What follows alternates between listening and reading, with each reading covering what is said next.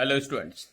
आज हम लोग जनरल ऑर्गेनिक केमिस्ट्री के लेक्चर 30 में डिस्कस करेंगे बेसिक स्ट्रेंथ। इससे पहले लेक्चर 29 में हम लोग ने बेसिक स्ट्रेंथ के कुछ एग्जाम्पल देखे थे। आज हम लोग इस लेक्चर में बेसिक स्ट्रेंथ को आगे कंटिन्यू करते हैं।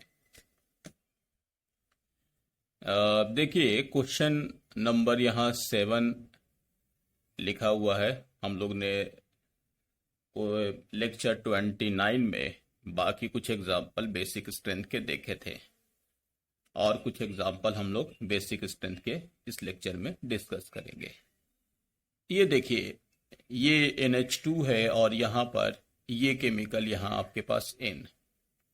हम आपको इस क्वेश्चन को सॉल्व करने से पहले एक चीज दिखा दें कि दोनों केमिकल को कैसे, तो आपको एक चीज दिखा दें कि सबसे पहले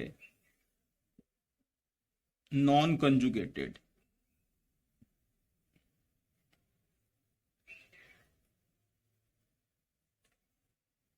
कॉन्जुगेटेड और कंजुगेटेड विथ एरोमेटिक। मतलब क्या है कि आपको तो मालूम है ना कि बेसिक का मतलब क्या है, कौन सा केमिकल लोन पेयर को आसानी से अवेलेबल करा दे। तो अगर कोई नॉन कंजुगेटेड होगा, यानी कि कंजुगेशन में नहीं होगा लोन पेयर, तो वो आसानी से अवेलेबल करा देगा। यानी कि बेसिक स्ट्रेंथ का जनरल ऑर्डर, ये हम लोग को ध्यान रखना है। वैसे तो बेसिक स्ट्रेंथ देखने का सही तरीका ये है कि जब बेस देखते हैं तो बेस को H पॉजिटिव ऐड करके हम लोग यहाँ पर कंजुगेटेड यानी कंजुगेट एसिड बनाते हैं और उस कंजुगेट एसिड की स्टेबिलिटी देखते हैं। तो जिस कंजुगेट एसिड की स्टेबिलिटी ज्यादा होगी वो अच्छा बेस होगा। जैसे हम लोग एसिड में करते थे, एसिड में देखने के लिए क्या करते थे, बेस देखते थे, यानी कि जो कंजुगेट बेस ज्यादा अच्छा, ज्यादा स्टेबल, तो अच्छा एसिड। उसी तरीके से बेस में कंजुगेट एसिड देखेंगे, जो एसिड ज्यादा स्टेबल तो अच्छा बेस होगा। लेकिन हम आपको डायरेक्ट यहाँ दिखा रहे हैं कि अगर आप उतना काम ना भी करो तो डायरेक्ट कुछ क्वेश्चन को इस कॉन्सेप्ट पर सॉल्व कर सकते हो। तो देखिएगा, ये कंजुगेटेड है, ये लोन पेयर इस तरीके से आ रहा, लोन पेयर यहाँ भी जा रहा। अब आपको दिखा दें कि लोन पेयर को मैंने जैसे पहले कहा था, एरोमेटिक में 2, 4 और 6, ये 3 लोन पेयर है। ये it is equivalent to this मानिए, क्योंकि अभी हम लोग ने एरोमेटिक पूरे डिटेल में नहीं पढ़ा है, हम लोग अभी पढ़ेंगे। ये ऐसा, ये पाई बॉन्ड जैसा ही लोन पेयर को मानो तो 1 पाई 2 पाई 3 पाई। बेंजीन में 3 पाई होता है ना एरोमेटिक, तो यहाँ भी देखिए 1 पाई 2 पाई 3 पाई। ये देखिए, ये एरोमेटिसिटी के थ्रू लोन पेयर डिलोकलाइज पूरी तरीके से हो रहा। इनका भी यहाँ पर कंजुगेशन है, बट अवेलेबिलिटी का जहां तक सवाल है तो इनके रेस्पेक्ट में ये ज्यादा अवेलेबल होगा। तो ये हुआ conjugated and it is aromatic. तो आपने को कंजुगेटेड एरोमेटिक से ज्यादा अच्छा बेसिक स्ट्रेंथ होगा। तो यहां पर ऑर्डर क्या हो जाएगा, 1 ग्रेटर देन 2। अब देखिए, यहां पर इस वाले केमिकल में it is conjugated and here it is non conjugated, conjugation में ही नहीं है। तो वो नॉन कंजुगेटेड कंजुगेटेड से ज्यादा बेसिक होगा, यानी कि यहां पर क्या हो जाएगा, 2 ग्रेटर देन 1। और वैसे भी मैंने एक पॉइंट आपको लिखाया था कि एलिफेटिक अमाइन जो है it is more basic than aromatic amine. ये है बेसिक स्ट्रेंथ का ऑर्डर। ये भी मैंने आपको जनरलाइज फॉर्म में बताया था कि कभी आपको एलिफेटिक, तो ये एलिफेटिक हुआ। देखिए यहां पर इसका कंजुगेशन नहीं है, तो it is more basic than aromatic, क्योंकि यहां पर कंजुगेटेड है। तो इस केस में 2 ग्रेटर देन 1 हो गया। चलो, अब यहां नेक्स्ट क्वेश्चन में इस पर आते हैं। ये भी बड़ा इंपॉर्टेंट है, इस पर भी क्वेश्चंस आईआईटी में इस पैटर्न पर बहुत सारे मिलेंगे। अब देखिए, इस वाले केमिकल में यहां लोन पेयर है, अब इसमें पूछा है कौन ज्यादा बेसिक है, तो यहां पर ये और ये और ये तीनों जो है, जो आपके पास यहां पर नाइट्रोजन है, उनकी जो लोन पेयर है वो नॉन कंजुगेटेड है ना। तो नॉन कंजुगेटेड होने की वजह से ये वाले केमिकल तीनों में कॉमन है, तो वो कॉन्सेप्ट तो नहीं लगेगा, एरोमेटिक वाला, नॉन कंजुगेटेड वाला, कंजुगेटेड वाला। तो इस केस में अच्छा ये याद है ना कि ये वाले केमिकल्स को जैसे हम यहाँ पर दिखा दें, ए डबल बॉन्ड बी और यहाँ पर सी, तो ये लोन पेयर यहां पर था, तो ये इस तरीके से कंजुगेशन में जा रहा था। अगर हम यहाँ पर डी डबल बॉन्ड बी कर दे और यहाँ पर कोई एल कर दे, ये कंजुगेशन में नहीं गया था। ये देख लो, ये लोन पेयर ये कंजुगेशन में नहीं जाएगा, तो वो लोन पेयर को हम लोग यूज नहीं करेंगे। तो आपको इसको हम दो तरीके से सॉल्व करें। पहले हम एक तरीका इस्तेमाल करते हैं कि जैसा मैंने शुरू में कहा कि जब आपके पास कंजुगेटेड और नॉन कंजुगेटेड का कॉन्सेप्ट काम नहीं करे, तो आपको एक सबसे सटीक तरीका, सबसे सही तरीका वो है कि आप इनका कंजुगेट एसिड बना करके उनकी स्टेबिलिटी देख लो। तो सबसे पहला एग्जांपल को हम लेने वाले हैं, देखिएगा। ये है आपके पास NH2, ये भी देखिए ले लिया NH2 डबल बॉन्ड NH, ये हो गया, ऐसे करके बना दो, ठीक है। ये वाला केमिकल हो गया ऐसे, नहीं ये कार्बन है ना, ये कार्बन है, और यहां H पॉजिटिव ले लो। चलो ये वाले केमिकल को ये देखिए, अब बोलोगे यहाँ क्यों नहीं, तो ये देखिए कंजुगेशन में है ना, ये नॉन कंजुगेशन में है, तो ये अवेबिलिटी ज्यादा हो, तो H पॉजिटिव को ये पहले खींचेगा।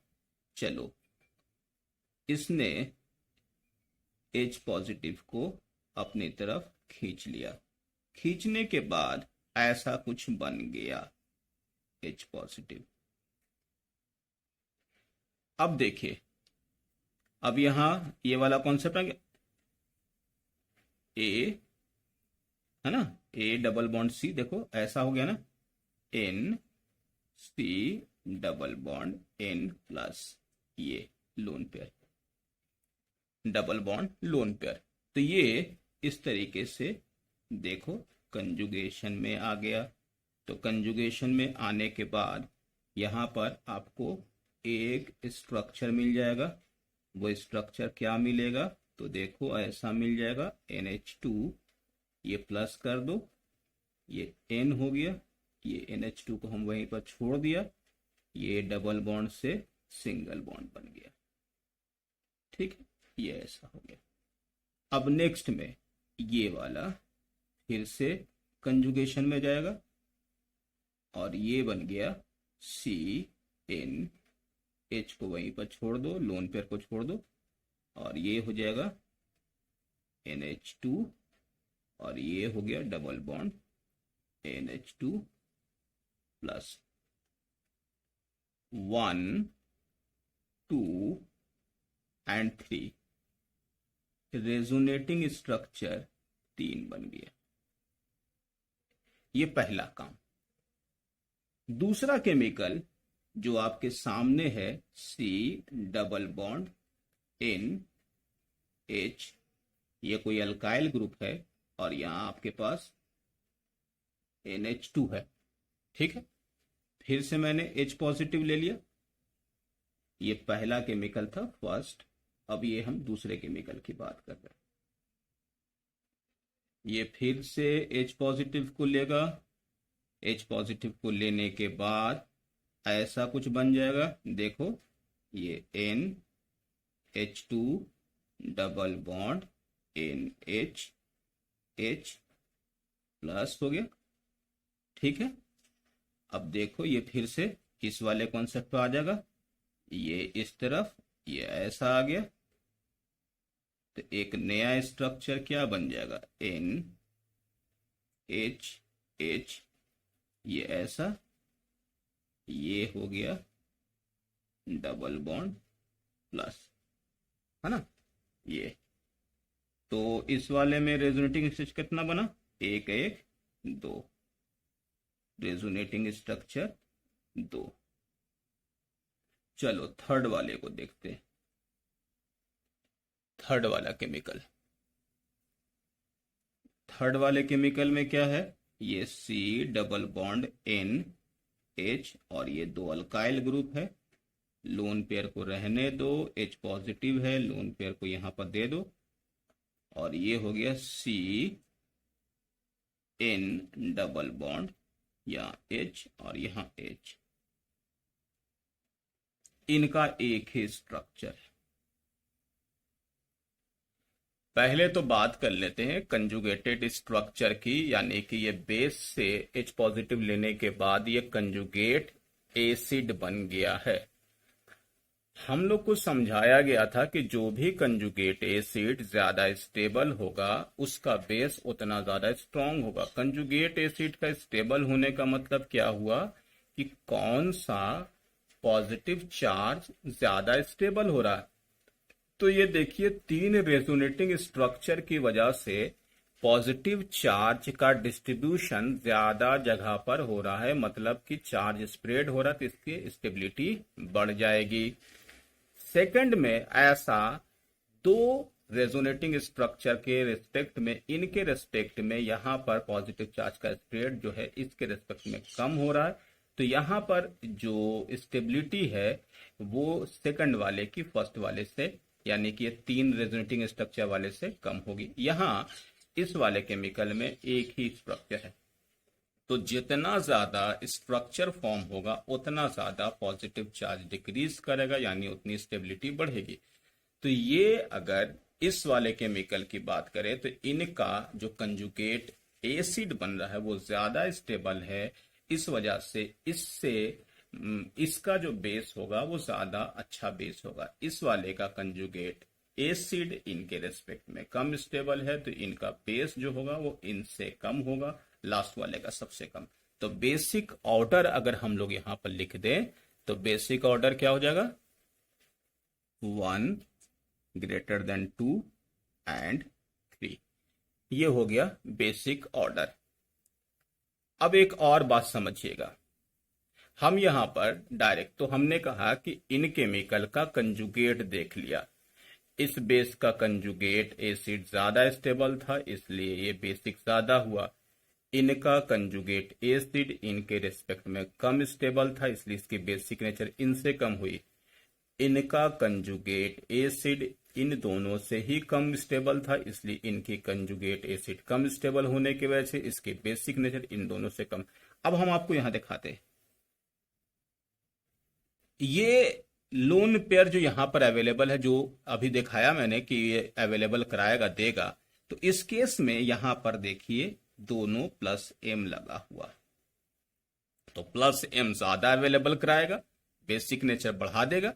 यहां पर अल्काइल ग्रुप है, जो अल्काइल ग्रुप की डोनेशन प्लस एम से तो कम ही होगी, तो ये वाला प्लस एम और यहां पर एक अल्काइल ग्रुप है यानी एक प्लस एम है, और यहां पर कोई प्लस एम नहीं है, अल्काइल ग्रुप है। अल्काइल ग्रुप की जो डोनेशन होती है, जो हम लोग आगे दिखाएंगे हाइपर कंजुगेशन में, तो उसकी डोनेटिंग पावर प्लस एम से कम होती है। इस वजह से दो प्लस एम होने की वजह से इसकी बेसिक नेचर ज्यादा है, इसकी कम, इसकी और कम। तो डायरेक्ट उतना ना करके अब डायरेक्ट भी देख सकते हैं कि प्लस एम लगा हुआ है तो उसकी बेसिक स्ट्रेंथ नॉर्मल अल्काइल के रिस्पेक्ट में ज्यादा यहां पर स्ट्रेंथ बढ़ा देगा, यानी इलेक्ट्रॉन कैपेबिलिटी बढ़ा देगा, तो बेसिक नेचर बढ़ेगा, यहां पर थोड़ा कम होगा, यहां पर और कम हो जाएगा। तो ये केमिकल का बेसिक स्ट्रेंथ देखने का तरीका। और कुछ एग्जांपल हम लोग यहां देखते हैं। अब देख लो इस वाले केमिकल का, अगर हम आपसे पूछें कि इसका बेसिक ऑर्डर बताओ, तो इसके बेसिक ऑर्डर में एक कॉमन चीज देखिएगा कि बेसिक ऑर्डर का कॉमन ऑर्डर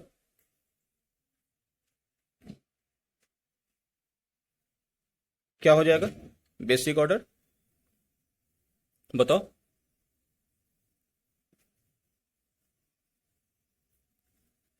ये इसको देखिएगा, यहां एक दो तीन, तीन केमिकल है। आपको यहां इस चीज को समझना होगा। देखिए पहले तो देख लीजिए कि ये वाला जो केमिकल है, ये यहां पर, ये nitrogen, it is non conjugated. Conjugated नहीं, देखिए अभी जैसे मैंने दिखाया ना कि डबल बॉन्ड के साथ अटैच वाला केमिकल कंजुगेटेड नहीं होता। तो यहां पर सबसे पहले तो आपने ले लेना है नंबर 1, ये हो गया। अब इन दोनों में यहां देखिएगा, इस वाले केमिकल में एक डबल बॉन्ड, दो डबल बॉन्ड, लोन पेयर, तो हो गया ना एरोमेटिक जैसा। तो ये हो गया एरोमेटिक वाला फॉर्म इन का, है ना। तो ये वाला एरोमेटिक है, और ये वाला क्या है, ये तो कंजुगेशन में जाएगा ही।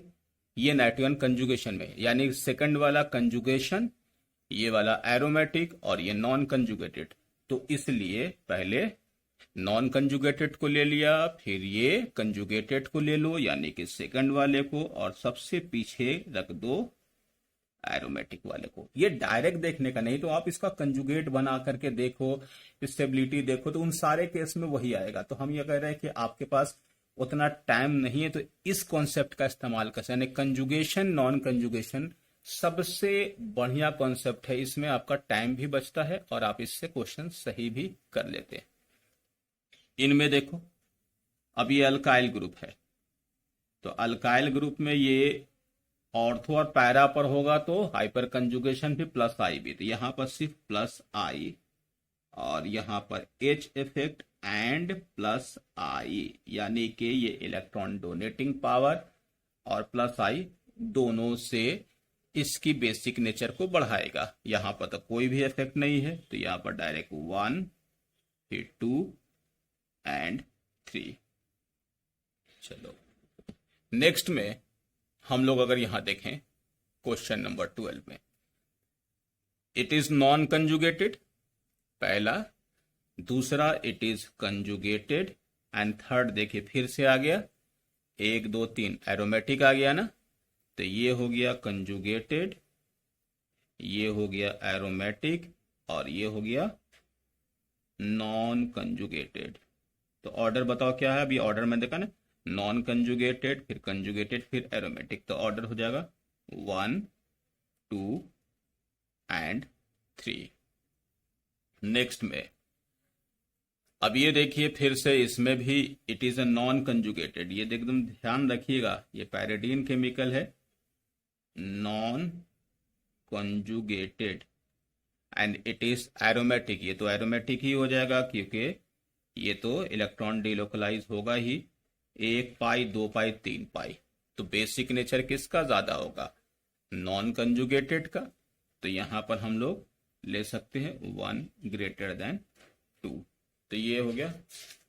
अब हम लोग कुछ और एग्जाम्पल देखते हैं। 14 नंबर,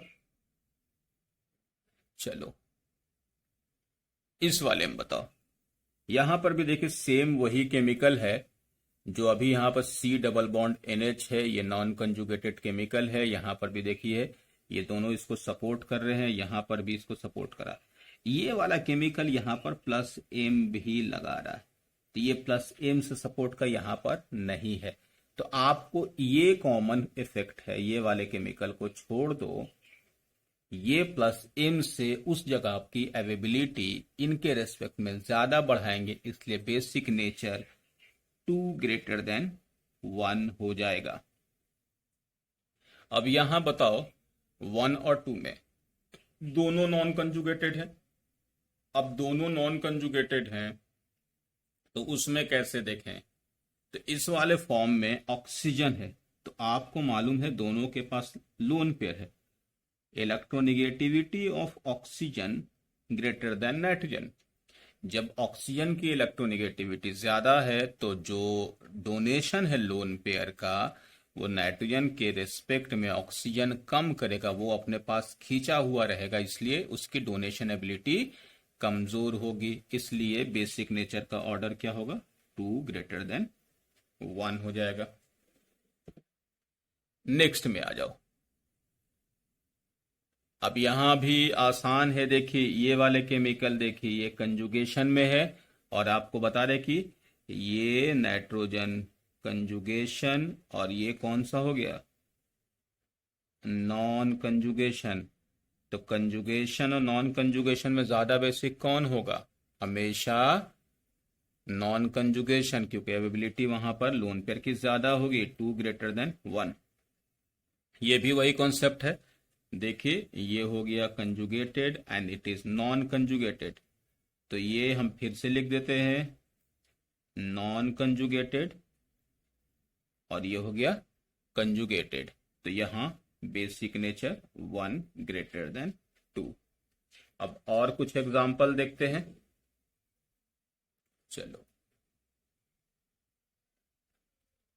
इस वाले में देखिएगा, ये फिर से नॉन कंजुगेटेड है, नॉन कंजुगेटेड, और यहां भी नॉन कंजुगेटेड। अब दोनों नॉन कंजुगेटेड है। अब आपके पास क्या है, जब दोनों नॉन कंजुगेटेड है तो अब आपके पास एक ऑप्शन है कि इन दोनों के लिए हाइब्रिडाइजेशन देखिएगा। हाइब्रिडाइजेशन में 1 2 3 4, यहां पर नाइट्रोजन जो है वो sp3 है, और ये नाइट्रोजन क्या है, 1 2 3, दो सिग्मा बॉन्ड, एक लोन पेयर, ये sp2 है। अब यहां इलेक्ट्रोनिगेटिविटी sp2 और sp3 में ये ऐसा होता है, जब इलेक्ट्रोनिगेटिविटी sp2 की sp3 से ज्यादा है तो उस केस में नाइट्रोजन जो ये वाला और ये, तो sp2 और sp यानी इलेक्ट्रोनिगेटिव ज्यादा होगा तो वो डोनेशन कम करेगा, वो तो अपने तरफ इलेक्ट्रॉन को खींचा हुआ होगा, यानी कि न्यूक्लियस के करीब वो ज्यादा होगा, जब न्यूक्लियस के करीब ज्यादा डोनेशन कम होगा। तो इस हिसाब से sp3 hybridise nitrogen it is more basic than sp2 hybridise nitrogen. तो इस हिसाब से यहां पर बेसिक नेचर 2 > 1 हो जाएगा। अब इन क्वेश्चन में देखिए, सबसे पहले तो यहां से फिर से देखिएगा, ये पहला केस सबसे पहले ही देखिएगा, कंजुगेशन नॉन, इसमें सबसे बढ़िया कॉन्सेप्ट है ये, नॉन कंजुगेशन, यहां कंजुगेशन। तो सबसे पहले तो यहां पर 2 > सबसे पहले 2 हो गया बेसिक नेचर, ये हो गया। अब इन दोनों में ये भी देखिए कंजुगेशन में है, और ये देखिए ये भी कंजुगेशन में, इट इज अमाइड और ये एनिलीन है। ये उधर वाले कॉन्सेप्ट से भी आ जाएगा, मैंने कहा था aliphatic amine it is more basic than aromatic amine. ये एक पॉइंट तो ये है कि एलिफैटिक, हम एक बार फिर से लिख दें, aliphatic amine more basic than aromatic amine, पहला पॉइंट। दूसरा CO कि इलेक्ट्रॉन खींचने की पावर फिनाइल यानी PS से कहीं ज्यादा है, तो उस वजह से ये इलेक्ट्रॉन को बहुत ज्यादा अपनी तरफ खींच लेगा, इसलिए एबिलिटी इसकी कम होगी। तो उसको भी एक जनरलाइज फॉर्म में लिखिएगा कि aromatic amine more basic than amide. ये हम बात कर रहे हैं बेसिक की, बेसिक नेचर की। बेसिक नेचर में आप ये पॉइंट, एलिफैटिक अमाइन की बेसिक नेचर एरोमेटिक अमाइन से हमेशा ज्यादा होगी, ये हमेशा ध्यान रखिएगा। तो एरोमेटिक अमाइन की जो बेसिक नेचर है वो अमाइड से भी ज्यादा होती, ये भी। तो आपको उतना डायरेक्ट देख करके ये क्वेश्चन सॉल्व करने का है, तो हम यहां पर उस पॉइंट को एक बार फिर से लिख देते हैं कि एलिफैटिक अमाइन एरोमेटिक अमाइन और अमाइड, ये हो गया बेसिक नेचर का order. Aliphatic amine, aromatic amine और अमाइड। मतलब आप उसमें कंजुगेशन वगैरह ना भी करो तो देख करके क्वेश्चंस का आंसर करने का है कि हमेशा एलिफेटिक अमाइन के बेसिक नेचर एरोमेटिक अमाइन से ज़्यादा होगा और एरोमेटिक अमाइन के बेसिक नेचर जो है अमाइड से ज़्यादा होगा। तो हम लोग आज के लेक्चर में कुछ कॉन्सेप्ट देख रहे थे। तो सबसे पहला कॉन्सेप्ट ये है कि जब कोई भी बेस की बेसिक स्ट्रेंथ देखें तो आपको सबसे पहले क्वेश्चन में ये देखें कि क्या वहां पर कंजुगेटेड और नॉन कंजुगेटेड है कि नहीं है। तो नॉन कंजुगेटेड की बेसिक नेचर कंजुगेटेड से हमेशा ज्यादा होगा, पहला ये। जब अगर फिर दूसरा केस, अगर कोई कंजुगेटेड है और कोई एरोमेटिक है, कंजुगेशन के बाद एरोमेटिक बनता है, तो कंजुगेटेड वाले की बेसिक नेचर एरोमेटिक वाले से ज्यादा होगी। एक तो ये। फिर उसके बाद हम लोग यहाँ पर एक और चीज देख सकते हैं कि अगर दो केमिकल में दोनों में नॉन कंजुगेशन है तो sp2 हाइब्रिडाइज नाइट्रोजन की basic nature sp3 hybridise donation से कम होगी, यानी sp3 का बेसिक नेचर ज्यादा होगा। अगर दो अलग अलग केमिकल है, जो नाइट्रोजन ऑक्सीजन देखा था हम लोग ने, तो जो ज्यादा इलेक्ट्रोनिगेटिव, दोनों नॉन कंजुगेटेड हैं, तो जो ज्यादा इलेक्ट्रोनिगेटिव होगा उसका बेसिक नेचर कम होगा। ये भी हम लोग ने देखा। उसके बाद हम लोग अगर यहाँ पर एक चीज और देख रहे थे कि अगर अमाइड है, अमाइन है, यानी एलिफेटिक और एरोमेटिक, तो एलिफेटिक की बेसिक नेचर एरोमेटिक से ज्यादा होती है और एरोमेटिक की बेसिक नेचर अमाइड से ज्यादा होती है। तो आज के लेक्चर में इतना ही।